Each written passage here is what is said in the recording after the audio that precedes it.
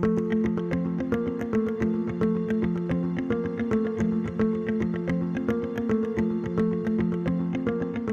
are here at the Max Planck Institute for Dynamics and Self-Organization in Göttingen, Germany. We are part of the EuHIT network. Here we have 3 large facilities. One is the wind tunnel, which is behind me. Then we have the Göttingen U-boat, which is a high pressurized convection facility.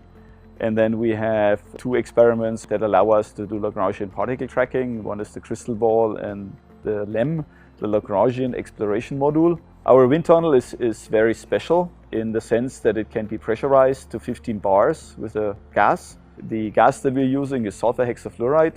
Sulfur hexafluoride is a very heavy molecule. It's at atmospheric pressures is 6 times heavier than air. So in a typical experiment with an active grid, we get about a turbulence level that is comparable to the atmosphere. At the same time, the scales go for roughly half a meter all the way down to 10 micrometers. The U-boat is about 6 meters long and is about 5 meters high. It looks like a U-boat because it has a turret. And in the air, what we can do is we can place convection experiments, like for example this rotating convection experiment.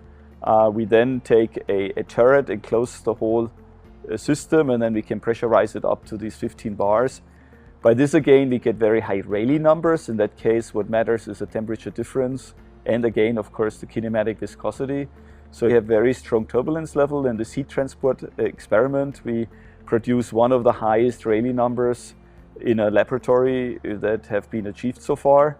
A third experiment, which is currently not in the U-boat and not in the wind tunnel, are our Lagrangian exploration modules. One is using water, which we call the LEM, and the other one we call the crystal ball. It's a sphere made of plexiglass and it looks like a crystal ball. In both of those experiments, we can study the Lagrangian dynamics of particles, so we can look at particles. For example, in the wind experiment, one could also imagine to put in some flies and see how flies react to a turbulent flow.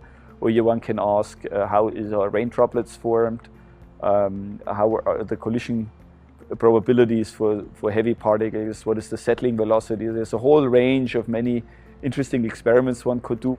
So there's a lot of opportunities here to investigate very carefully natural phenomena, but at the same time very fundamental phenomena about turbulence.